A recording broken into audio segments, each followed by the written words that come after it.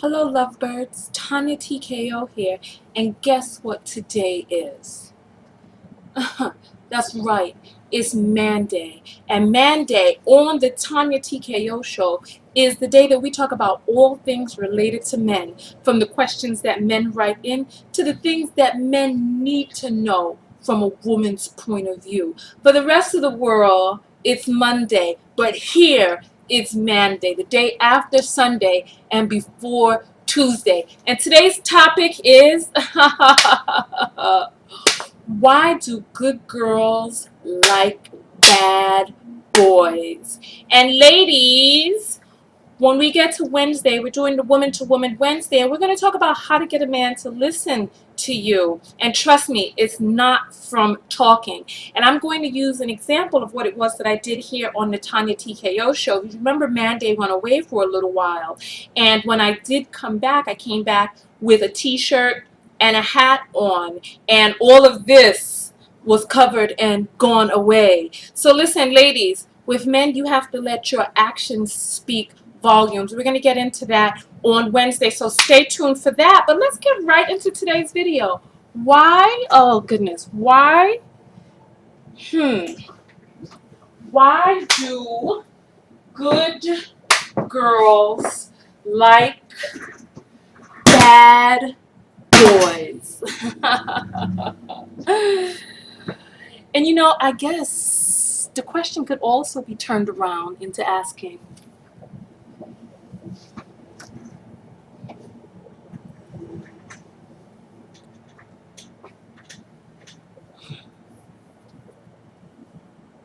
why do good boys like bad girls? You know, what if I sat here and I told you, what if I came out the bathroom dressed like this and I said, get down on your doggone knees now? What would you do? Would you get down on your doggone knees? And what if I said, you know, I heard that you've been a very, very bad boy and was in need of some discipline. What if I told you that I'm gonna hurt you? Oh yeah, but if you're a good little boy and you listen and do what you're supposed to, you won't get hurt. Not too badly, but believe me, baby, oh, you gonna get hurt. What would you do? What would you do? Would you listen to what it was that I had to say, and why? Why would you listen? Why would you not? I want you to just take it. If you need a moment to pause the video and think about that, just think about it. What would you do? Get down on your doggone knees now. What would you do? So let's get right into it. Why would that be appealing to a person? Why would being commanded with force make a person excite a person? If I said I'm going to hurt you, why would that be exciting to some people? Why would the prospect, the danger, why would the uncertainty of what's going to go on, what's going to happen next? Am I going to get hurt? Is she going to hit me? How hard is she going to hit me, and where? And if I listen, oh, what will happen if I am a good boy? So let's get right into today's video. Let me get my board out. Let me get my board out. Let me put the chair away. All right, here we go. Why do good girls like bad boys? Here we go. Number one. Listen, I can't read your mind, but you know in your heart of hearts whether the thought of getting hurt by a woman with her breasts all pumped up and everything looking all slim and fat. The light is a little dark now so you can't see, but just imagine. Why is the thought of that appealing? Number one, the relinquish of control. Number two, somebody else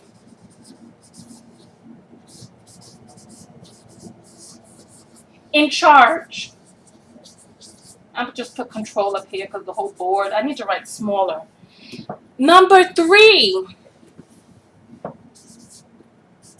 you don't have to think. No thinking, no contemplating, nothing. Just obeying. Number four. Number four, you get to experience what? You get to experience pleasure. But how do you experience the pleasure? You get to experience the pleasure with passive participation. So passive participation. And then number five. Number five is you have zero pressure. Zero. You have no pressure whatsoever. All you have to do is obey. That's it. No pressure, no planning. You don't have to do anything. So number six is no planning. You don't have to do any planning. You don't have to do anything. Everything is already taken care of for you by somebody else. You have no risk in case your idea is not liked or your plan is not liked. You have no risk. You have to do nothing for the expenditure and then still be the beneficiary of pleasure. And then number seven, finally, why else would that be appealing to a person? Because you get a respite. For those of you who you know what a respite is, that's when you get a break. So you get a break, a respite, and then the role is reversed. So you get a respite from all of the things that you would have had to do before, you know, the planning, the everything being on your shoulders. You get a nice little respite, and then the roles get reversed for you. So if we're going to talk about the reversing of the roles, let's talk about this. What if you were a woman? What if the gender roles were reversed, right? And what if you were, as a gender, naturally or on the end of being recipient? You know, we talked about genitalia in one of the other ManDay videos, and where if you just look at the basic anatomy, with the penis being on the outside and the vagina being on the inside, men are the natural givers and women are the natural recipients. So what if the roles were reversed? What if that scenario of being just caught up in the feeling, caught up in the emotion, caught up in somebody else doing all the planning, what if that was the natural inclination of your gender? I can understand why a respite from having to be, the one always in charge would be great, but imagine if that was your predisposed gender role.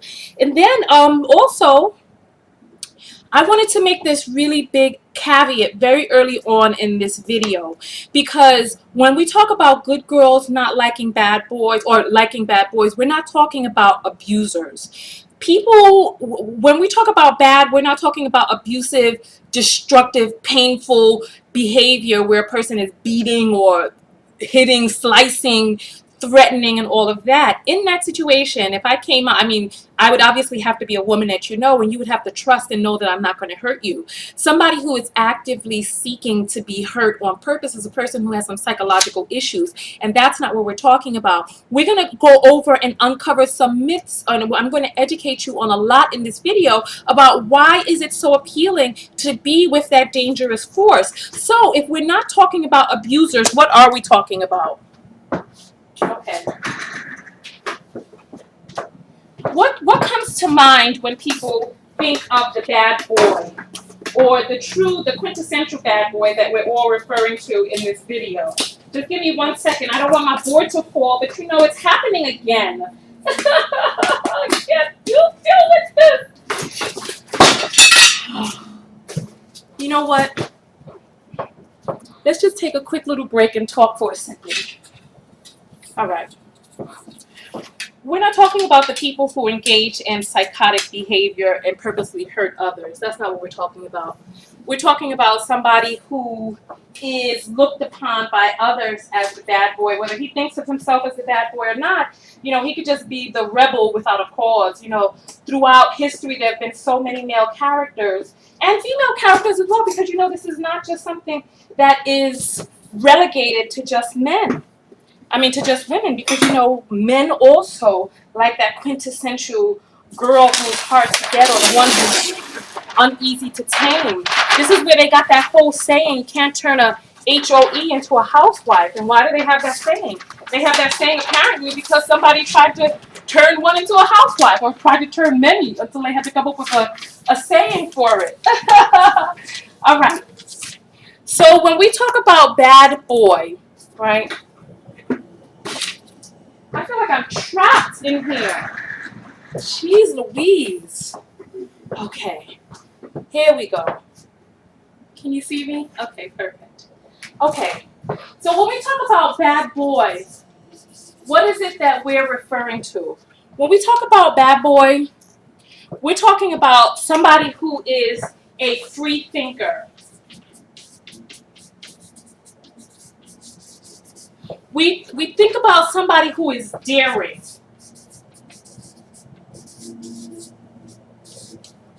We think about somebody who is a nonconformist.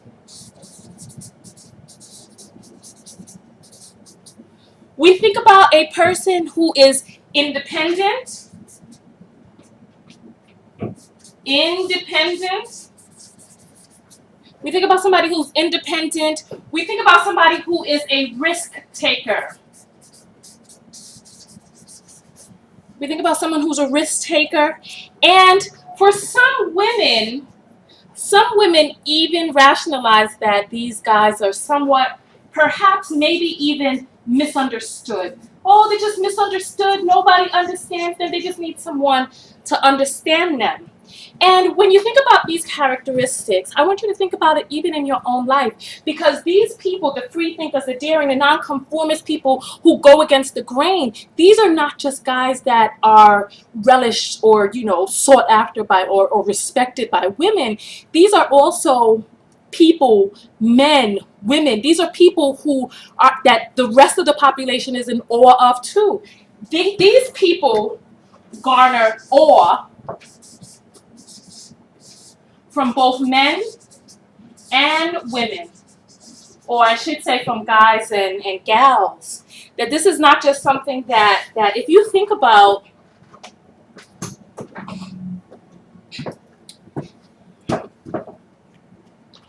if you think about in your life when you're growing up in school, if you think about the kids that were in the neighborhood, the ones who got most of the respect, the ones that you were secretly envious of as a guy, you remember that it was the ones that didn't care what anybody had to say, who rebelled against the authorities, who parents let them do whatever it is that they wanted to do, because in our own lives where we had restrictions and we had rules, those people who seemed to buck the system and the people who seemed to live contrary to how it was that we would live. I mean, in every group of friends, there's that person that everybody's like, wow, you don't mess with him, or oh, that dude is crazy. And we all have a tremendous amount of respect for that person because that person just dances to the beat of their own drum. So it's not just something that happens with just women, but I want you all to think about this, and this is a very important point. And this is the full crux of the sticking point and the learning point of this video. I want you to pay very close attention to the next section. Here we go. Okay.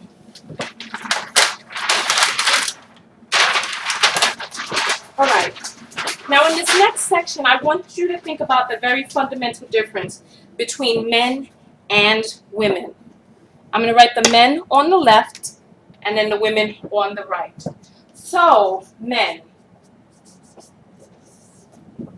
And let me get my red pen out. Here we go, women. Okay. All right. So I want you to think about the social construct. For men, I want you to think about this. You have sports. And within the sports, you have watching of sports, playing of sports.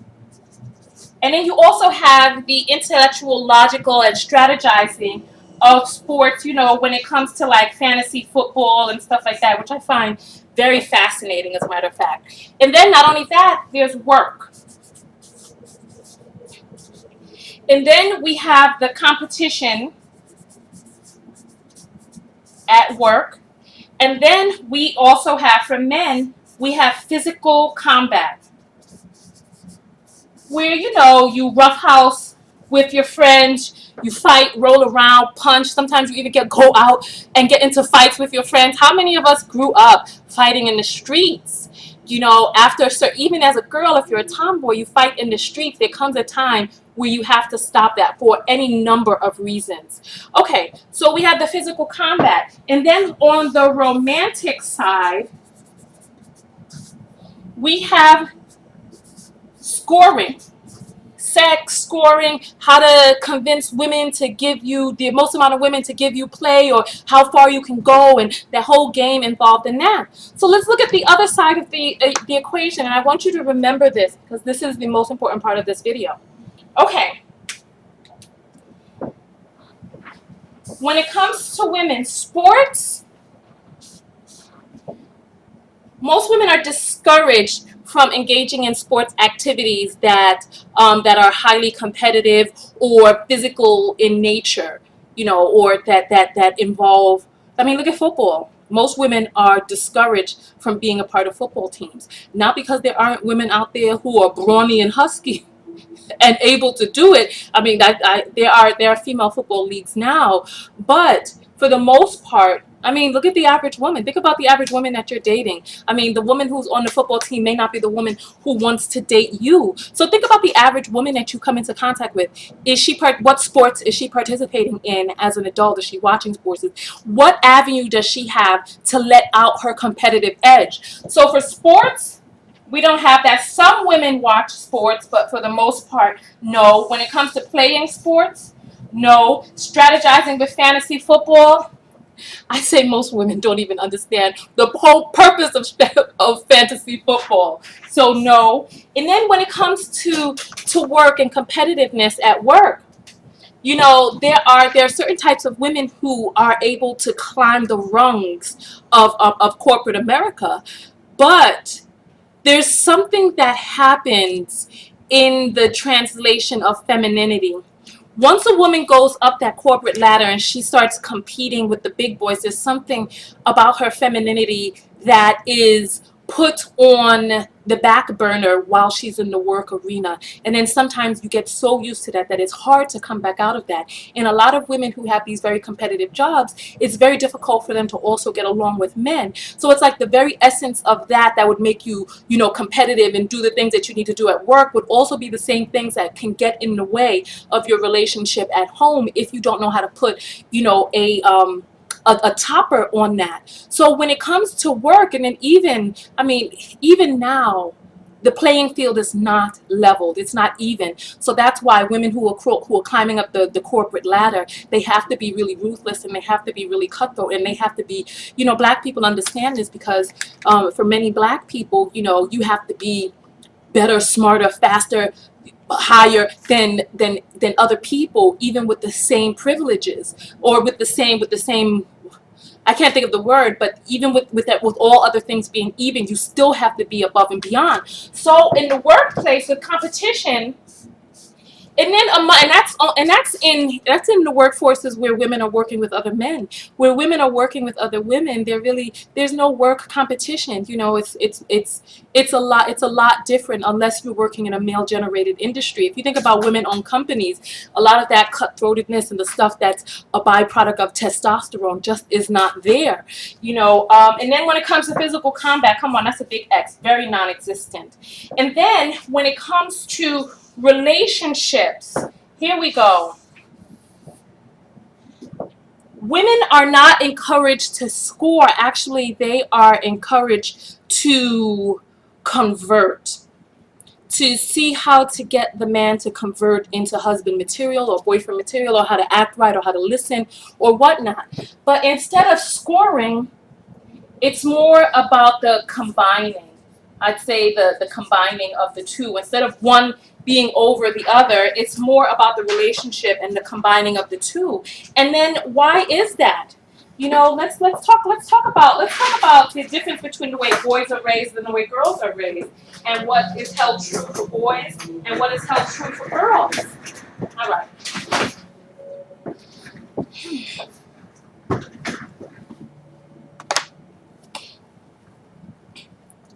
Thank you to all of the people who voted on Facebook for which wig I should wear, this one or the Afro one. I decided to go on this one because I wasn't trying to be cute and pretty and nice. That wasn't the look I was going for. I wanted to be an aberration. So let's go right into the next point. Okay. When we start talking about the difference between the way boys are raised and the way girls are raised, it all starts from infancy, and it starts in adolescence, and the things that are nurtured and the themes that cover girls versus the themes that cover boys. The themes that cover boys are autonomy, being a man, even very early on. You got to be a man, you got to this. For girls, it's not autonomy. It's actually relationships, staying together, fostering relationships. For many women, being independent is a very scary thing because we learn very early on to value relationships. And many men, when you think about the fantasies that men and women have and how they differ, the fantasy for men and even the general approach to life is that men think about how are they going to make things happen for them. And women fantasize and live their life in relation to what it is that is going to happen to them. So if you think about men's fantasies, oh, what I'm going to do, I'm going to do, I'm going to do, I'm going to do. And when in women's fantasies, is the tall, dark stranger who sweeps her off her feet and takes her into pleasure is unparalleled. So that's the fundamental difference right there. I wish I could go more into that point, but I'm just going to hope that you understand what it is that I have stated.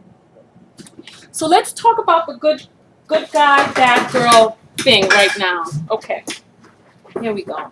All right. For the women's standpoint. Okay. Now, in terms of this combining that women have, now women do compete with other women in terms of who's prettier, who can get the best fashion statements and all that other stuff. We're going to talk about that in just a moment. But in terms of the combining of the man and the woman, now, if the woman's competitiveness and overall, I wish I knew how to put this. If her goal is to figure out how to get you two to be a union, right, you can imagine that for the woman, which do you think would be more appealing? The man who is easy to get, or the man who is hard to get? Now, part of the reason that the bad boy is so alluring is because of this word right here. And I want you to remember this word. Let me turn the camera a little bit this way. Okay, this word right here. Conquest. Conquest. If a woman can somehow convert this, remember the bad boy that we just spoke about over here, the free thinker, the person that's daring, non-conformist, independent, risk taker, the one who's misunderstood. If she can somehow convert him over into being husband material or something like that, that is quite the conquest for her. Quite the conquest. And it is an extreme testament. It's a testament to her beauty, or the might of her transformational love. So I'm gonna put that there, her beauty, her transformational love, or the P word. Maybe it's her magic punani that I'm just gonna put that. Maybe it's her magic punani that converted him over into being all of these things. The one who can get the one who's so good with the ladies. If she can convert him from wanting to be with all those other ladies to just wanting to be with her, what does that say about her? This was a man that no other woman could convert. So she's gonna go, instead of for the one that's really easy to convert, she'd go for the one who's harder. Do you know why? I'm gonna say this real quick.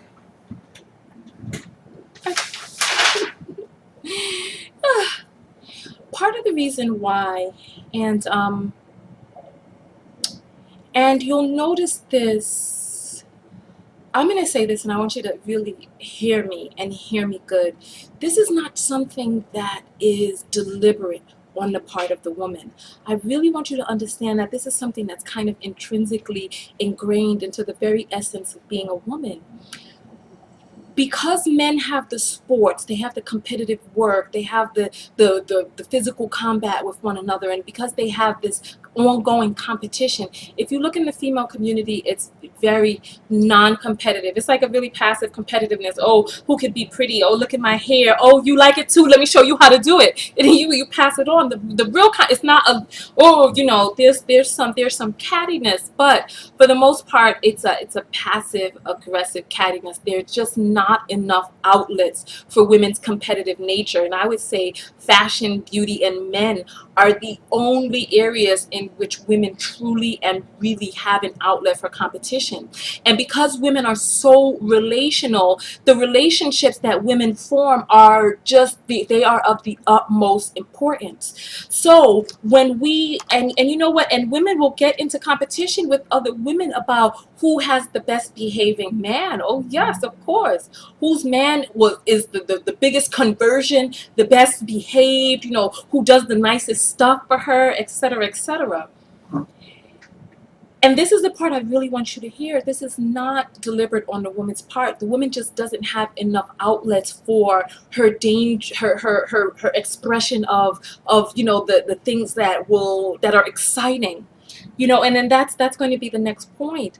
But I want you to please keep in mind that in terms of life, because women are so relational, the mystery, drama, danger, intrigue, all of that stuff that women get in life, unfortunately comes from other men, from relationships that they have with men, so that they seek these things out in relationship with men: drama, mystery, intrigue, excitement. And then that's why bad boys are so alluring, because there really are no outlets for real life drama, you know, and real life mystery and mystique. You know, when you start talking about these bad boys, let's write down. Can you see down here? Good. Let's talk about good girls, right? And we already talked about how these people inspire awe in the general population. Now let's talk about good girls who were taught, oh, be good, be polite, be quiet, be sweet, be a good little girl, right? But what if there's a part of her that, you know what, because women are so relational, in order to be able to express that part of her, you know, she gets with one of these bad boys. She gets with one of these bad boys. Why? Why? Because with him, she can express her forbidden desires. Remember how we talked about how amazing it would be if a woman did come up all dressed up with boobs already out in a skin tight outfit, telling you to get down on your knees because she's going to do unthinkable things to you. I mean, it's so relieving to be able to be with somebody else who is going to do those dangerous things, so that you don't really have to do anything. So she gets to reveal her forbidden desires. Perhaps she really wants to buck a gun herself. Remember Bonnie and Clyde? I mean, how Bonnie latched onto this relationship with Clyde and they went around, you know, wreaking havoc. Perhaps she doesn't feel that she can do that. How many of you hung around these nonconformist dudes because they would be the ones who would do some crazy thing and you'd be like, wow, I would never do that because I would be afraid for my life. You know, so they get to vicariously, remember this word, vicariously. They get to live vicariously through this person's actions. They get to escape. They get to escape into this exciting world. My word escape is all the way on the side. They get to escape into this exciting world with this man, and she gets to relinquish control. You know what? Women also have rape fantasies. Why would a woman have a rape fantasy? There are some women who have rape fantasies, and it's very prevalent. Why? Because you're taught to be a good girl, you're taught to never do this, to be virtuous, to never give it up. But in the rape fantasy, you don't have any control. In the rape fantasy, you get taken away by this strong stranger who forces you to do these things that you know deep down you really wanted to do anyway, but you're participating in them, and then you don't have to have the guilt of actually enjoy, you enjoy them, but you don't have the guilt of initiating it, so you're just going along with the flow. Much like in my original scenario, if I were to say that I was going to beat you and jump on top of you and rape you and ravish you, that might be a very wonderful prospect for a lot of men, because you don't really have to do anything, just lay there and get raped, lay there and have an explosive orgasm of a person who's taking care of control of everything else. So what can you do? I wanted to talk about what you can do as a man to be able to be an alluring guy. Okay. And how to, this, I like this part of the video, because in this part of the video, we're going to talk about how you can let those girls, be. I should probably write that on this page, because I have enough room on this page. Okay. So what can you do as a man to be true to yourself, but also gain the intrigue of women? Here we go. Listen, this is what I want you to do. Pay very close attention. Number one, boundaries. Can you see that? I should probably write that in black, right? Let me write that in black. My black marker has rolled away somewhere. Did you guys hear it fall at any time during the video? That's so weird. Oh, here it is. It's standing upright. I didn't see it because it was erect on my desk. Okay. So number one, I need you to set boundaries. I need you, in the last video, we talked about making sure that you get spoke to in a certain way, and what to do if you don't, how you have to leave that situation or do the let's not. Just look at that other video. I'll put a link on this side behind me. I'll put the link behind me. Okay. And then this is number two. This is really important. And I know you're going to, some people are going to consider this game, but that's okay if you consider it game. Gray area. And then number three, mystery. Okay. Okay, let me put this back so you can see them. Okay, the first thing I need you to do is I need you to set personal boundaries for yourself, because there will be women who will test you to see how nice of a guy you are, how big your balls are or whatnot. See if her balls are bigger than yours. She will test you to kind of see what you're made of, and you really need to set up very clear boundaries. I don't care how pretty or nice, I don't care how big her boobs are, unless she's role playing and telling you to obey because of the role play. You need to stand your ground as a man. You need to set up clear boundaries that once that's crossed, you will have none of that, and that you have to show that you are willing to walk away from the relationship. That tension, the tension of passion comes from when a person doesn't know whether they'll lose you. If a person feels that no matter what, you're always going to be around, that is a passion killer. Hear what I'm saying. Number two, gray area. And this is a really fun thing to do. I want you, and then the third one is going to be mystery. So we're going to talk about, rolling over papers and stuff. Okay. Okay. Let's talk about this gray area. This is a really fun one to do. I want you to remember that women are truly the finishing touches on the socialization of men. We really are. It's through the joining and the union with women that men actually become most desirable. I don't know how to put this. This is why women love married men so much, because married men are well trained in how to behave, and women will inspire you to get the best job that you can get, will inspire you to reach the heights that you never knew that you could get to on your own. Women really are the finishing touches on the socialization of men. They really are. And once a man gets with a woman, his age increases, his health betters, his lifespan lengthens, etc. So, and the quality of his life increases as well. So when I say I need you to create some gray area, believe me, you know just how, like with you, if a woman comes to you with her problem, you're gonna start thinking of ways logically to fix and solve the problem. When it comes to you, when you come into a woman's life, remember you are kind of her project. You know, I don't know how else to, I don't know how to, else to put this, and I'm sorry to say this way. I'm sorry. You're kind of like her project because you come in a rough state, and there's so many things about you. Like a woman, she is dating her imagination of all that you can be, and this is why women, you know, really push you forward because they know how great you can be.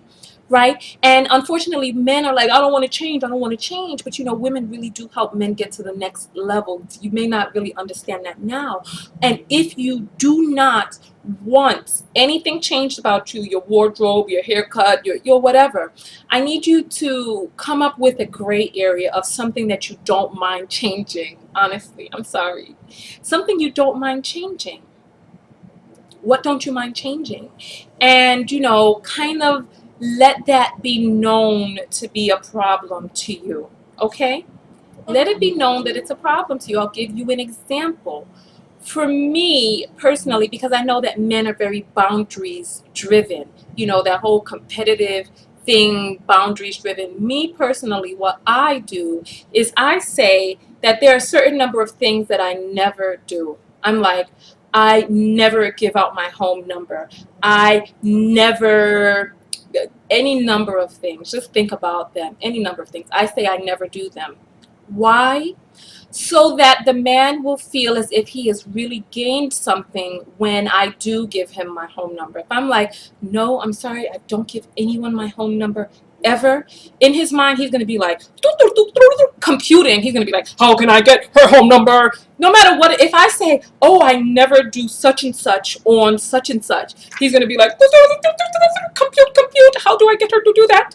And then, so, you know, so with women are naturally going to want to help enhance your life. So if you just have something that you can use as a gray area, kind of so that she can have something to kind of work on, and something that you don't mind giving and working on yourself. If it's your wardrobe, you know, just make mention of how you've always wanted a better wardrobe or whatnot, and she will help you. She will. If you've always wanted to go to college or whatever, I bet you she'll come. When you come back in, she'll have all these applications and everything ready for you. So just give her something that she can work with, okay? And then mystery. This is a really important one. You know, don't give away everything too soon. Don't. You know, don't go giving out everything that you have too soon. Leave some stuff unsaid. I know you really want to get to know this young lady, but taking all of the mystery out too soon is a passion killer. Passion killer. For some reason, remember, like I said, women are very relational, and the fun that she's going to have is going to come from getting to know you. The fun is going to come from getting to convert you, helping you, etc. So maintain some mystery. Let some things out slowly. I know you just want to be like, ah, here I am, I love you, take me. Not only will you be too easy, you're an easy convert, because remember when I said that women are very competitive when it comes to looks, fashion, and men, right? I think I'm going to get the board out for this one. Okay, I'm going to write this down at the bottom.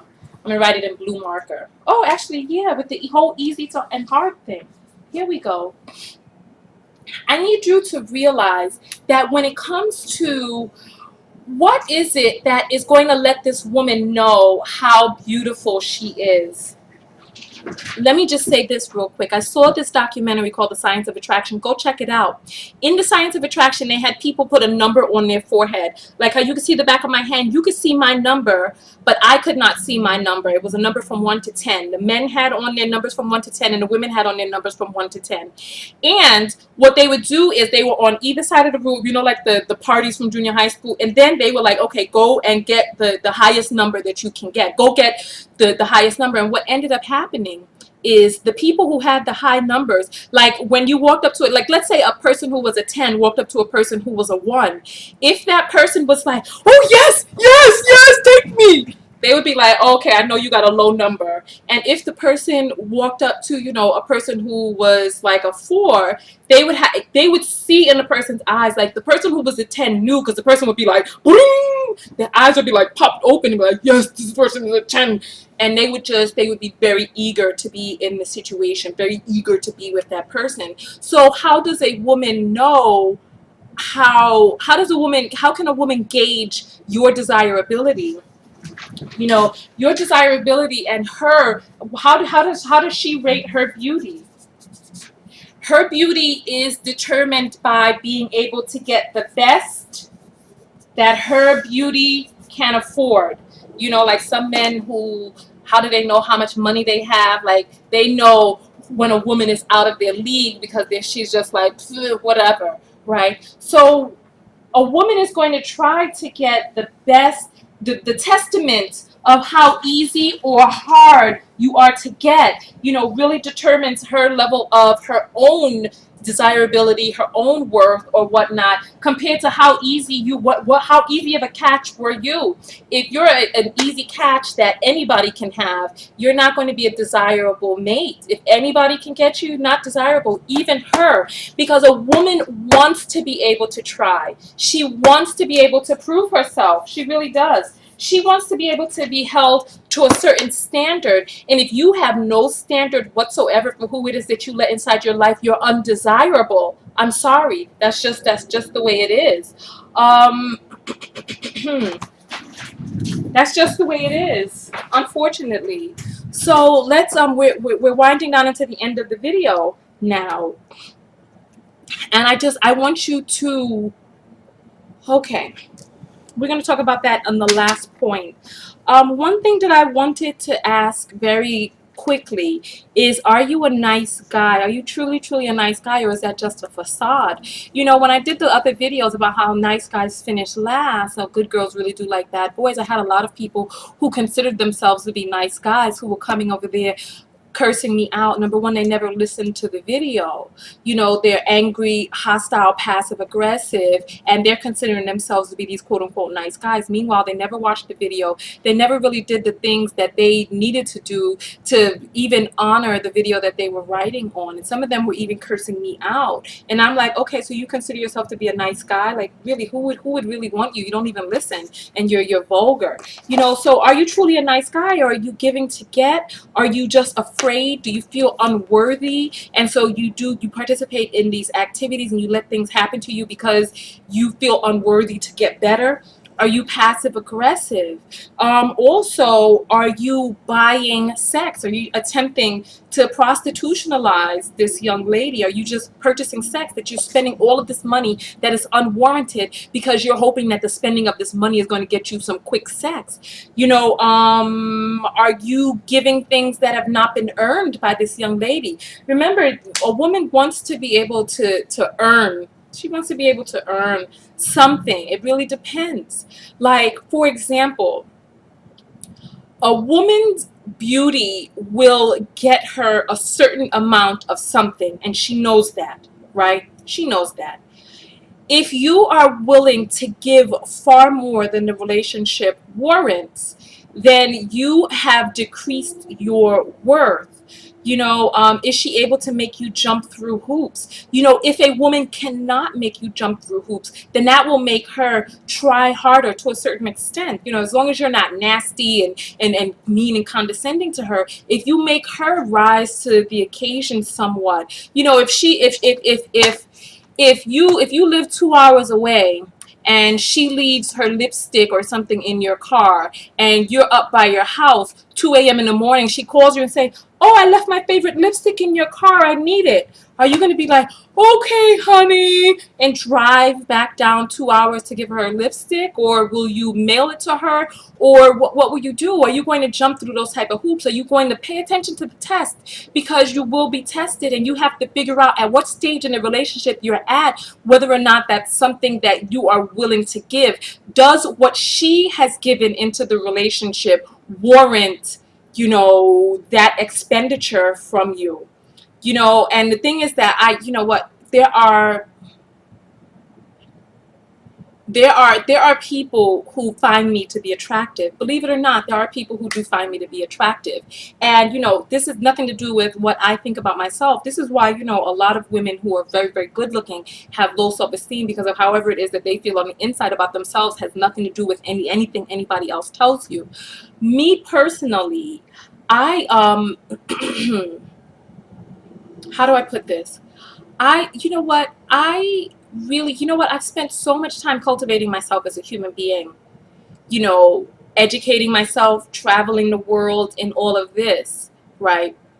That I would like to be equally yoked with the person that I do end up in union with, or at least, in the same realm, being yoked in the same realm, right?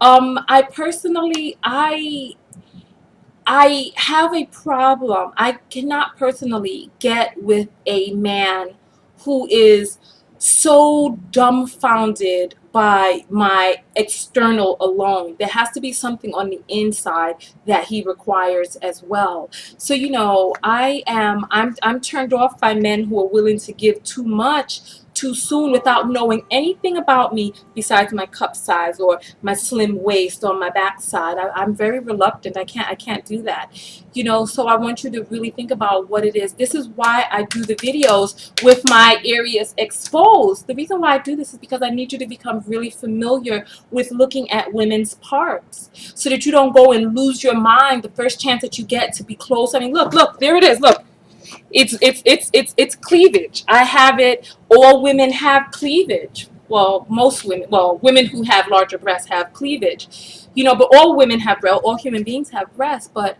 what I'm saying is, are you able to maintain control of yourself? I feel like the lighting has gone off. Are you able to maintain control of yourself regardless of the visual stimuli? Is this the best that you would ever get in your whole life? You can't do better than her. If you cannot do better than me, and nobody else wants you, and you have let it be known that nobody else wants you except for me, why would I really want to be with somebody that nobody else wants? There's something that matters. Like when you go to a restaurant, the restaurant is empty. How do you listen? I went to this restaurant downtown, and I walked past, and the wait staff, they were all sitting down at the tables, and they were like, "Ooh." When I walked in the door, I was like, "This ain't something don't seem right in here." And then right up the street was a restaurant where there were a whole bunch of people lined up. Which restaurant would you rather go in? So so this is why you have to maintain a little bit of mystery, because you don't want to let it be known, even if nobody else wants you. You don't have to let it be known that nobody else wants you. Keep some stuff to yourself, Keep some stuff to yourself. Oh, goodness. You know what? I wanted to make this point really quickly, and then I'm going to give the closing statements and then get out of here. When I asked, are you being nice or giving to get? On that video in the ManDay video where I talked about why women don't answer you back on the streets, the men were like, oh, I'm just trying to be nice to the women passing by. But then there were other women who came out and said men never talk to them on the street because they're a little heavier or they're whatever. So they are like invisible to men. So they were like, don't be. The one girl was like, don't be like that, Tonya. Let the men say hello. I wish that a man would say hello to me. So when we take that point in question, are you really saying hello to me because you want to be nice to me, or are you saying hello to me because you are hoping to be able to open up the avenue for some place to slide your penis, for a hot dog bun, for you to put your frankfurter? It's like, if you're just being nice and this person lives in New York just like I do. So I'm like, if you're just being nice, saying hello to random women, just to be nice top of the morning to you, why is it that, number one, you don't speak to men? Are you saying hello to old ladies? And are you saying hello to women that you're not attracted to? Or are you only scouring the streets looking for women that you're attracted to talk to? And just like in these situations, are you doing what you're doing for the woman, or are you doing this for yourself to see if you can get something from that woman? And some women are not stupid. They know you're spending this money, you buying these shoes, you're doing all these things because you're looking to get something for yourself in return. And you gambling, and sometimes the gamble don't pay off, brother. So listen, let me go into the closing statements now. in terms of being the man that is desired by women, you have to set up your life. Remember, women are going to want to align themselves with you as a man, because your life, who you are, becomes a reflection of them, becomes a reflection of us. So look in your life right now. Look in your life and see, what is it that you have in your life? Do you have anything in your life that a woman would want to be associated with and align herself with? And then you also have to think, what stage of life are you looking for this in this woman? Are you in the stage of your life where you were just looking to have fun and you're looking for women to have fun? So what is it that you have in your life that is set up in such a way that women would want to align themselves with that in your life? For example, if you were just looking to have fun, if you're just looking for fast, easy intercourse, what's set up in your life for this woman? Do you have a nice car for her to step into and drive fast in and be in the lap of luxury? Are you bustling with all of this money so that when she hangs out with you, it's a good time that's going to be had, bottles are going to be popped, and no wait on the VIP line? You know, what is it that you have in your life for what stage and what woman you want to attract? So please think about all of that. If you are interested in getting an intellectual woman, what is it that you have in your life? Are you degreed up? Are you constantly taking courses? Are you well spoken? Are you vocabularious like me? I'm just joking. That's not a real word, but I used to love that word when I was in college. Vocabularious. I came up with that. So, and then also, if you're in the stage of your life to settle down, what is it that you have that would make a woman want to align her life, want to be a part of a life with you? What accoutrements do you have in your life that are fit for settling down? So do you have the house? Do you have the car? Do you have the stable job? So, it's like you have to think about what it is that you are giving and what it is, because, like I said, men are the natural givers. What is it that you have that you can give or put out there for a woman to want to be a part of? What are you adept at? I don't want you to think that this is just about money and things, because women also love very brilliant men who are well gifted musically, men who are well gifted with the spoken word, men who are highly intelligent and who are highly driven and things that are admirable. You have to think about what type of woman it is that you want as well. I mean, listen, the type of woman that you want, be the type of man that type of woman would want. Are you spiritual? Do you want a spiritual woman? What is it? Because you know what? I hear some men being really upset, that women are choosing to be with other types of men other than them. Have you looked at yourself and have you evaluated yourself to see if you have the right bait to attract the woman? Are you in shape? Are you working? Are you gainfully employed? Are you living at home with your mother expecting the cream of the crop? And then what are you adept at? Because you can still live at home with your mother and be a genius mathematician, or be an eloquent orator, or an eloquent preacher, pastor, speaker, author. What is it that is in your life that is your specialty? I want you to please find some sort of hobby, find some sort of something that you can rock at. Please find that. And when you become adept and you can hold your head high, you can let the woman come into your life and be able to admire these qualities about you. We're going to talk in a future video about how to have the confidence to approach women. I talked about this in one video. I'm going to hopefully make a shorter video about this. But I hope, listen, leave your comments below and make sure you write to me. Come to TonyaTko.com. It's right here, to give me your topic for a future ManDay video. Tell me, what did you think about this? I need all of your comments below. Did you learn anything from this video? Because I talked for 53 minutes. Golly. So tell me, what did you think? What is your interpretation of what it was that I said? Please share the video. Or do I need to get harsh with it? Share this doggone video. Listen, I love you all very much. Hug me. Hug me. Oh, goodness. All in your face. Oh, excuse me. Oh, goodness. Hug me. Oh, excuse I didn't mean for that to be all in your face. Excuse me. So listen, make sure you share the video. Come over to my website, TonyaTko.com. Find me on Facebook, facebook.com/TonyaTko show. And then Twitter, Instagram, and Pinterest. I'm active on these other sites as well. So come see me over there, and that's at TonyaTko. And that's Tonya what? With an O. That's right, Tonya. Please leave your comments below. All of my information is below. I'm doing the Self-Love Summit in September. If you're having any type of esteem issues, come out to the Self-Love Summit and let's work on that live. It's a transformational day. It's a full entire day from 9 a.m. till 9 p.m. and we go through a lot. We really get into it. I'll put up a video explaining some of the Self-Love Summit around here. So listen, I love you all very, very much. Go out there and love one another. But what?